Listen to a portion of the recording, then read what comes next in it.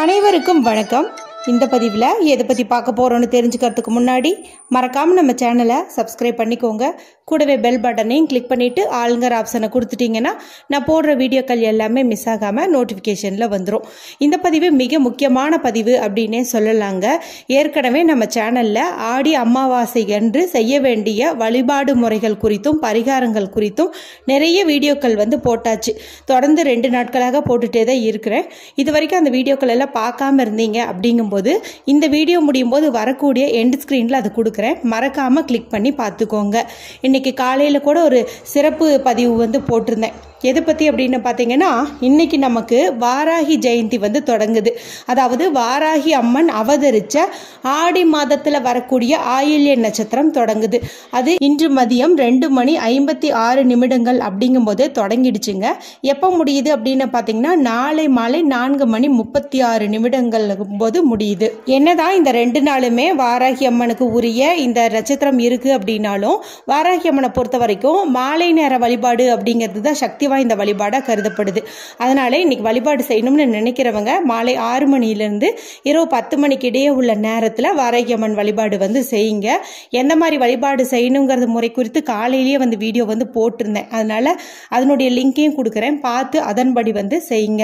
இன்னைக்கு சூழ்நிலை காரணமாக உங்களால் செய்ய முடியல அப்படிங்கும்போது நாளைக்கு காலையில் அதிகாலை 4 மணியிலிருந்து காலை 10 மணிக்கு இடையே உள்ள நேரத்தை பயன்படுத்தி நீங்க வழிபாடு செஞ்சுக்கோங்க. அற்புதமான பலன் உங்களுக்கு கிடைக்கும். சரி, இந்த பதிவுக்கான விஷயங்களை இப்ப பார்ப்போம். இது எதற்கானது அப்படின்னு பாத்தீங்கன்னா, நம்ம வாழ்க்கையில நிறைய துன்பங்களை தரக்கூடியது அப்படின்னு பாத்தீங்கன்னா இந்த கடன் பிரச்சனையை சொல்லலாம்.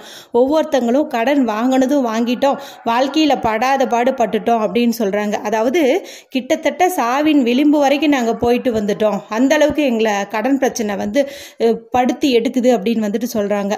மேலும் இன்னைக்கு நமக்கு என்னதான் அமாவாசை திதியானது மாலை 5:32 போது முடியுது அப்படின்னாலுமே காலையில சூரிய உதயத்தின் போது எந்த திதி இருக்கோ அது அந்த நாள் முழுவதும் இருக்கிறதா கணக்கு எடுத்துக்கலாம். அதனால தாராளமா இப்ப நான் சொல்ற பரிகாரத்தை நீங்க அமாவாசையை கணக்குல வச்சுக்கிட்டு தாராளமா செய்யலாம். நல்ல பலன்கள் உங்களுக்கு கிடைக்கும்.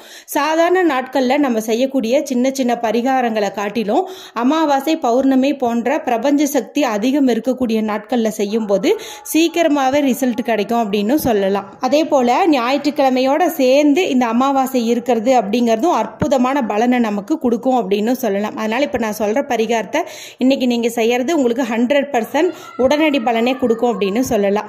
சரி, இது யாரெல்லாம் செய்யலாம் அப்படின்னு கேட்டீங்கன்னா, ஆண்கள் பெண்கள் யாரு வேண்டுமானாலும் இந்த பரிகாரத்தை செய்யலாம். யாருக்கெல்லாம் கடன் பிரச்சனை தீரணுமோ, வீட்டில் இருக்கிற எதிர்மறை சக்தியை வெளியே துரத்தணும்னு நினைக்கிறீங்களோ, யாருக்கெல்லாம் பணம் சேரணும்னு நினைக்கிறீங்களோ அவங்க எல்லாருமே செய்யலாம். அடுத்து உங்களுக்கு ஒரு சந்தேகம் வரும், இன்னைக்கு பாத்தீங்கன்னா நாங்க காலையிலேயே அமாவாசை வழிபாடு எல்லாம் முடிச்சிட்டோம், இப்ப வீட்டுல அசைவமும் செஞ்சு சாப்பிட்டுட்டோம், அதன் பிறகு இதை செய்யலாமா அப்படின்னுட்டு தாராளமா செய்யலாம். எந்த தவறுமே கிடையாது.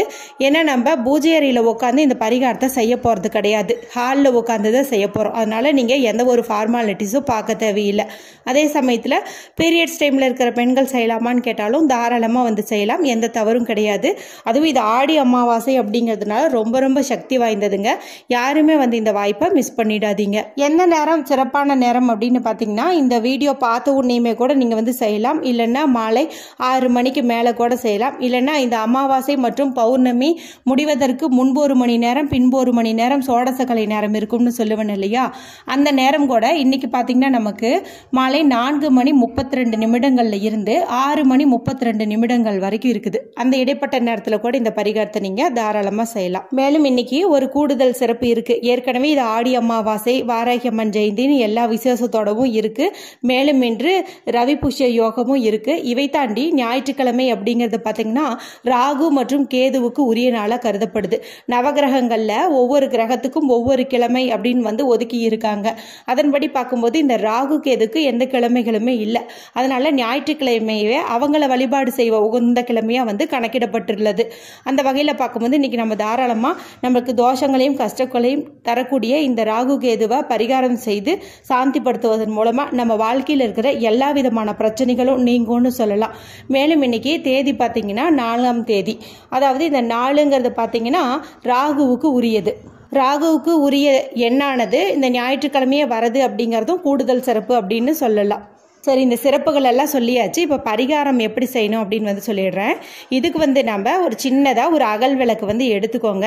புது அகல் விளக்காக இருந்தாலும் சரி, இல்லை ஏற்கனவே நீங்கள் பயன்படுத்தினது கார்த்திகை தீபம் ஏற்றும் போது மிச்சமான விளக்கில் ஏதாவது ஒன்று இருக்குது அப்படின்னாலும் அதை கூட நீங்கள் வந்து எடுத்துக்கலாம்.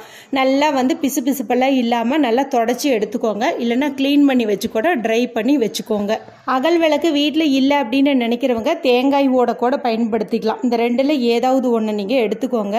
பிளாஸ்டிக் மற்றும் சில்வர் வந்து பயன்படுத்தவே வேண்டாம். அடுத்து நமக்கு தேவையானது அப்படின்னு பார்த்தீங்கன்னா ஒரு ஸ்பூன் அளவுக்கு கல்லுப்பு வந்து தேவைப்படுது.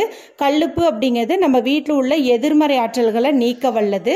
அதே சமயத்தில் நல்ல ஒரு பாசிட்டிவ் எனர்ஜியை வந்து கொடுக்கக்கூடியது, கடன் பிரச்சனையை தீர்க்கக்கூடியது, பணத்தை சேர்க்கக்கூடியது. இப்படி எப்படி வேணாலும் நீங்கள் வந்து எடுத்துக்கலாம்.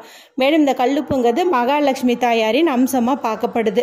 அமாவாசை அன்று கல்லுப்பு கொண்டு ஒரு பரிகாரம் செஞ்சோம் அப்படிங்கும்போது கட்டாயம் அதில் 100% ரிசல்ட் கிடைக்கும். அதனால தான் இன்னைக்கு கல்லுப்போ ஒரு குறிப்பிட்ட முறையில் உங்கள் தலையை சுற்றி போடுங்கன்னு சொல்லி கூட நேற்று இரவு வந்து ஒரு வீடியோ போட்டிருந்தேன்.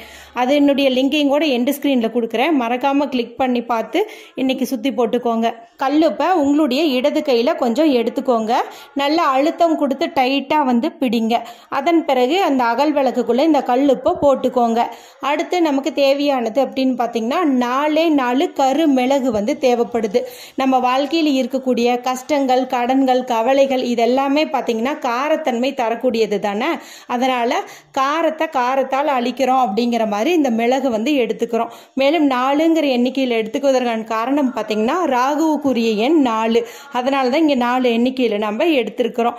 மேலும் 4 திசைகளில் இருந்தும் வரக்கூடிய பிரச்சனைகள் நம்மளை நெருங்கக்கூடாது அப்படிங்கிறதுக்காகவும் 4 மிளகு வந்து நம்ம எடுத்துக்கிறோம். இப்போ இந்த 4 மிளகையும் ஒன்றா பொறுமையாக அந்த கல்லுப்பு மேலே வந்துட்டு வைங்க. அதன் பிறகு நடுவில் ஒரே ஒரு கிராம்பு, அதாவது மொட்டுக்களோடு இருக்கிற மாதிரி கிராம்பு ஒன்று எடுத்து நடுவில் வந்துட்டு குத்தி வச்சுடுங்க. மொத்தம் 3 பொருள் தான், கல்லுப்பு, 4 மிளகு, ஒரே ஒரு கிராம்பு. இந்த மாதிரி வந்துட்டு நீங்கள் வச்சுடுங்க.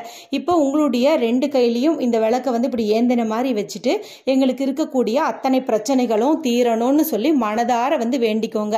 அமாவாசை திதியும் இருக்கிறதுனால நீங்கள் உங்களுடைய முன்னோர்களையும் குலதெய்வத்தையும் மறக்காம வந்து வேண்டிக்கோங்க. அதன் பிறகு இந்த நாளுக்குரிய தெய்வமான சூரிய பகவானையும் ராகுவையும் மனதார வந்து வேண்டிக்கோங்க. அதன் பிறகு இதை வந்து நீங்கள் உங்கள் வீட்டு கதவின் பின்புறம், அதாவது உங்கள் ஹாலில் என்ட்ரானதும் கதவு திறந்தோம்னா கதவு போய் ஒரு மூலையில் நிற்கும் இல்லையா, அந்த மூலையில் பார்த்தீங்கன்னா கொஞ்சம் இடம் இருக்கும். கதவு இடிக்காத மாதிரி இருக்கிறதுக்காக சின்னதாக வந்து திட்டு மாதிரி கட்டி இடம் விட்டுருப்பாங்க. அந்த இடத்துல வந்துட்டு இதை நீங்கள் வச்சிடணும். கண்டிப்பாக வந்து கார்னர் பகுதியில் தான் வைக்கணும். அதுவும் இப்படி நிலைவாசல் கதவின் பின்புறம் வைக்கிறது அப்படிங்கிறது அற்புதமான பலனை நமக்கு கொடுக்கும் அப்படின்னே சொல்லலாம். ஏன்னா நம்ம வீட்டுக்கு வர நல்லதாகட்டும் கெட்டதாகட்டும் எதுவாக இருந்தாலும் இந்த நிலைவாசல் வழியாக தான் உள்ள வரும். அப்படி வரக்கூடியது எல்லாமே பார்த்தீங்கன்னா நல்லதாகவே இருக்கணும் அப்படிங்கிறதுக்காக தான் இது இந்த இடத்துல நம்ம வைக்கிறோம். அதே சமயத்தில் இது யாருக்கு பார்வையிலையும் படக்கூடாது அப்படிங்கிறதுக்காக தான் கதவின் பின்புறம் வந்து வைக்கிறோம். வீடு பெருக்கும் போது துடைக்கும் போதெல்லாம் கொஞ்சம் ஜாக்கிரதையாக பார்த்துக்கோங்க. வீட்டில் கை கால் பட்டு இந்த உப்பு சிந்துறது, குழந்தைங்க கை கால் பட்டு சிந்துவது இதெல்லாம் வந்து கொஞ்சம் அவாய்ட் பண்ணுற மாதிரி பார்த்து ஜாக்கிரதையாக வந்து வச்சுக்கோங்க. திறந்த நிலையிலேயே தான் வைக்கணும். எத்தனை நாள் இதை வைக்கணும் அப்படின்னு பார்த்தீங்கன்னா இது அடுத்த வாரம் ஞாயிற்றுக்கிழமை வரைக்கும் அப்படியே இருக்கட்டும். அடுத்த வாரம் ஞாயிற்றுக்கிழமை இதில் உள்ள இந்த 3 பொருட்கள்லையும் ஏதாவது ஒரு பேப்பரில் கொட்டி நிறைய கற்பூரம் வச்சோ இல்லை மேலும் மேலும் பேப்பரை கொட்டியோ இதை வந்துட்டு நீங்கள் எரித்து வெளியில் வந்து கொட்டிடலாம். இல்லை எங்களால் எரிக்க முடியாது, நாங்கள் அப்பார்ட்மெண்ட்டில் இருக்கிறோம் அப்படின்னு நினச்சிங்கன்னா இதையெல்லாம் வந்து நீங்கள் ஒரு பாலித்தீன் கவரில் போட்டுட்டு டஸ்ட்பினில் வந்து போட்டு வெளியில் வந்து அப்புறப்படுத்திடுங்க. இதன் மூலமாக நம்ம வீட்டில் இருக்கக்கூடிய எதிர்மறை சக்திகள் எல்லாமே வெளியில் போயிருக்கும். பண வரவில் இருக்கக்கூடிய தடைகள் நீங்கிடும். அப்போ இந்த பிரபஞ்சத்திலேருந்து எங்கிருந்தெல்லாம் உங்களுக்கு பணம் வரணும்னு இருக்குதோ அங்கிருந்தெல்லாம் பணம் உங்களை தேடி வரும்.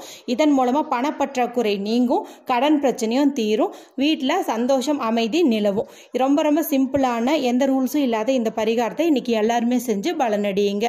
வீடியோ குறித்து ஏதாவது சந்தேகங்கள் இருந்தால் கமெண்ட் பண்ணுங்க. மற்றும் ஒரு பயனுள்ள பதிவில் உங்களை சந்திக்கிறேன். நன்றி, வணக்கம்.